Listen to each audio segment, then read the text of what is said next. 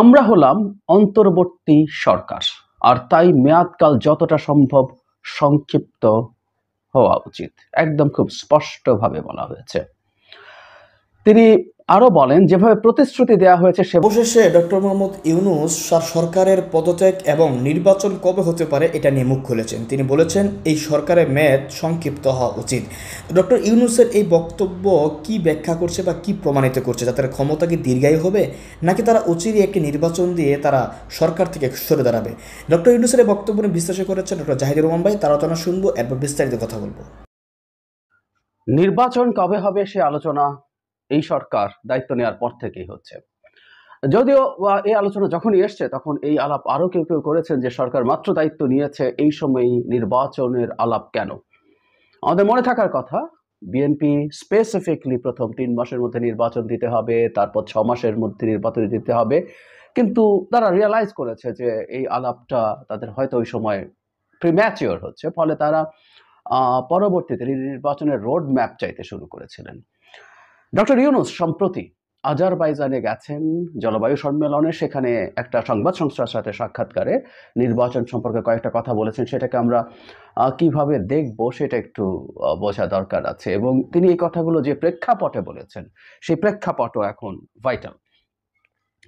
তিনি বলছেন, আমরা হলাম অন্তর্বর্তী সরকার, আর তাই মেয়াদকাল যতটা সম্ভব সংক্ষিপ্ত হওয়া উচিত।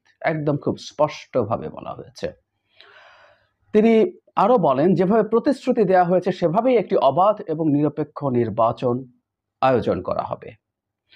উনি বলেন, কত দ্রুত নির্বাচন অনুষ্ঠিত হবে সেটি নির্ভর করবে কত দ্রুত গণতান্ত্রিক সংস্কার করা হচ্ছে তার উপর। এর জন্য দ্রুততার সাথে একটি মতৈক্য তৈরির আশা করছেন বলেও তিনি জানান।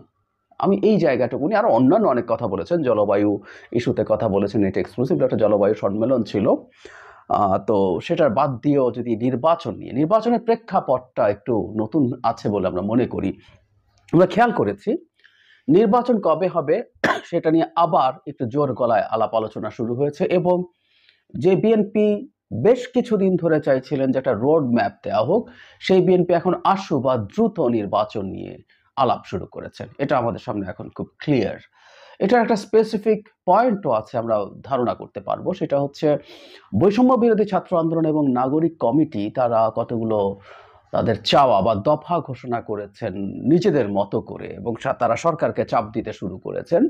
রাষ্ট্রপতি অপসারণ থেকে শুরু করে সেকেন্ড রিপাবলিক প্রক্লেম করা এবং নতুন সংবিধান লেখা, আগের সংবিধান বাতিল করে এটাকে বাতিল ঘোষণা করে। এই ঘটনার পর থেকে বিএনপি খুব জোরে দ্রুত নির্বাচনের দাবি আবার শুরু করছে। সো এই প্রেক্ষাপটেই প্রধান উপদেষ্টা এই বক্তব্যটা দিয়েছেন, আমরা ধারণা করতে পারি। এখন কেন, বা এতে আমরা আদৌ কতটুকু কি মনে করব? আমরা প্রাথমিকভাবে মনে করব এটা যে প্রধান উপদেষ্টা দেশের প্রধান রাজনৈতিক দল বিএনপির জায়গা থেকে নির্বাচন চাওয়ার এই বিষয়টাকে অ্যাড্রেস করতে চাইছেন। মানে আমরা প্রায় বলি জনগণ নির্বাচন এখনই চায় না, দ্রুত চায় না, বহু পরে চায়, বা জনগণ নির্বাচন এখনই চায়।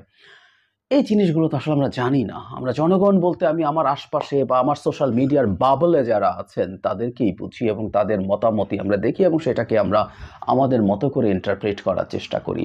সুতরাং আমরা আসলে নিশ্চিত নই মানুষ আসলে কি চায়, কেমন চায়। কিন্তু এটা ফ্যাক্ট, রাজনৈতিক দলগুলো, বিশেষ করে যে রাজনৈতিক দলটা নির্বাচন হলে একটা ফেয়ার নির্বাচন, এখানে অবশ্যই ফেয়ার নির্বাচন হবে, তারা ক্ষমতায় যাওয়ার ব্যাপারে খুবই আশাবাদী, তারা দ্রুত একটা নির্বাচন চাইবেই। এবং ডক্টর ইউনূস তার জায়গা থেকে এই মেসেজটা দিতে চেয়েছেন যে এই তত্ত্বাবধায়ক সরকার না, এই অন্তর্বর্তীকালীন সরকার, কিন্তু এর কিছু সংস্কার পরিকল্পনা থাকলেও এটা যত সংক্ষিপ্ত সময় হয়, কথাটা খুব ডিপ্লোম্যাটিক, যত সংক্ষিপ্ত, এটা তো আসলে খুব স্পেসিফাইড না। কিন্তু তিনি এর মধ্যে গণতান্ত্রিক সংস্কারের কথা বলছেন, এবং মতৈক্যের মাধ্যমে অনেকগুলো গুরুত্বপূর্ণ কথা আছে। এই জিনিসগুলোকে আমি দেখেছি ডক্টর ইউনূস সবসময় জোর দেন। সুতরাং কোনো সংস্কার চাপিয়ে দেওয়া হবে না, আমরা অন্তত তার বক্তব্য থেকে এই জিনিসটা বুঝি। তাই তিনি বলছেন মতৈক্য যত দ্রুত হবে। আমরা জানি যে সংস্কার কমিশনগুলো তাদের রিপোর্ট 31 ডিসেম্বরের মধ্যে দেওয়ার পরে সরকার সবার সাথে বৈঠকে বসবেন, এবং সেই বৈঠকে বসে তারা মতৈক্যে পৌঁছার চেষ্টা করবেন কতটুকু সংস্কার তারা এখন করবেন, এবং সেটার উপরে ডিপেন্ড করবে নির্বাচন কবে হবে।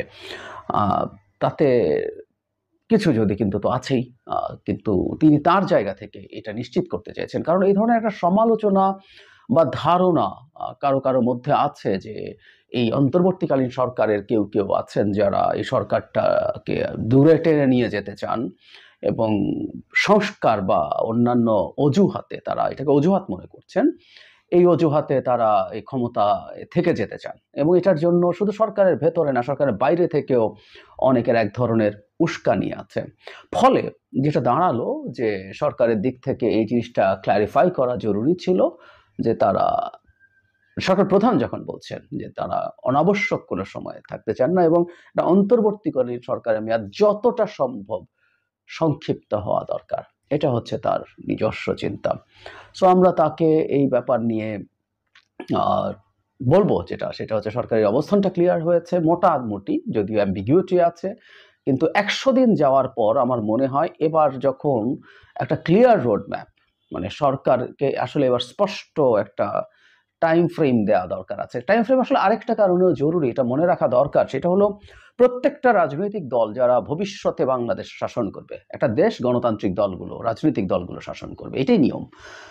তারা ভুল করতে পারে, তারা খারাপ চালাতে পারে, কিন্তু গণতন্ত্রের কথা যদি আমরা বলি তাহলে একটা গণতন্ত্র এভাবেই চলে, আর কোনো অল্টারনেটিভ নাই। সুতরাং তাদের নিজস্ব পরিকল্পনারও ব্যাপার আছে। যে কোনো দল যারা ক্ষমতায় যেতে পারে, যারা পারে না, যেই হোক না কেন, প্রত্যেকে তারা নির্বাচনকে ঘিরে তার পরিকল্পনা, সে একটা সময় দেখতে চায়। তাত্ত্বিকভাবে বলছে সময়টা যদি বেশিও হয়, সেই বেশি সময়টাও তার জানা দরকার আছে এই সময়টাতে সে কিভাবে কি করবে। সুতরাং দলগুলোর পরিকল্পনার জন্য এটা জরুরি হয়ে পড়ছে বলে আমি মনে করি। আমি আশা করি সরকার 100 দিন পার হওয়ার পর নিজেদের মধ্যে বসবেন এবং তারা আসলে আরো স্পেসিফিক সময় দেওয়ার একটা চিন্তা ভাবনা করবেন। আমি জানি সংস্কার প্রস্তাবের পর আলোচনার ভিত্তিতে সেটি ঠিক হওয়ার কথা, কিন্তু মোটামুটি তারা এখনই রাজনৈতিক দলগুলোর সাথে একটু যোগাযোগ বাড়ানো এবং তাদের মোটামুটি একটা ধারণা তৈরি করা এবং সেটার আভাস, পুরোপুরি স্পেসিফিক ডেট না দিলেও একটা আভাস তাদের নির্বাচন নিয়ে দেওয়া শুরু করা দরকার। কারণ নির্বাচনের ডেট এবং কবে নির্বাচন হচ্ছে এটা নিয়ে একটা অস্থিরতার শঙ্কা আমরা উড়িয়ে দিতে পারি না। কেউ চাইছেন, এমনকি রাজনৈতিক দলের মধ্যে কেউ কেউ আবার এই ব্যাপারে দ্বিমত প্রকাশ করছেন যে সরকার অনেক বেশি সময়ও থাকা উচিত। প্রত্যেকে তার তার রাজনৈতিক হিসাব আছে। সুতরাং এই হিসাব নিয়ে যদি মাঠের রাজনৈতিক দলগুলো নেমে পড়ে, এটাই সরকারের জন্য সামাল দেওয়া কঠিন হবে। সুতরাং সরকারের প্রোঅ্যাক্টিভলি, রিঅ্যাক্টিভলি না, প্রোঅ্যাক্টিভলি এই ব্যাপারটাকে ডিল করা দরকার এবং আরো বেশ খানিকটা স্পেসিফিক তথ্য তাদের খুব বেশি সময় নেওয়া উচিত না দেওয়ার জন্য। দর্শক, জাহিদ ভাই আলোচনা শুনেছেন, শুনে বুঝতে পেরেছেন ডক্টর ইউনূসের কথা শুনে বোঝা গিয়েছে যে তিনি নির্বাচন চান এবং মোটামুটি একটা সংস্কার হওয়ার পর তারা নির্বাচন জিবেন। ডক্টর ইউনূস কিন্তু ক্ষমতায় বসার আগেই কিন্তু একটা ইঙ্গিত দিয়েছিলেন যে আমরা দেশ চালানোর মানুষ নয়, আমরা আমাদের কাজেই আনন্দিত হই বা আনন্দ পাই। তো আমাদের যেহেতু দায়িত্ব এসেছে আমরা সেই দায়িত্ব পালন করব। তাই তিনি বরাবরই তার যে ক্ষমতার লুপ নেয় সেটা প্রমাণ করেছেন। এখনও তিনি বলতেছেন যে আমরা একটা নির্বাচন দিয়ে সরে দাঁড়াবো এবং এই সরকারের মেয়াদ সংক্ষিপ্ত হবে, এটাই তিনিও মনে করেন। আর তিনি যেহেতু মনে করেন সংক্ষিপ্ত হবে, কারণ তিনি হচ্ছেন রাষ্ট্রের প্রধান ব্যক্তিত্ব, তিনি হচ্ছেন আমাদের এখন প্রধানমন্ত্রী।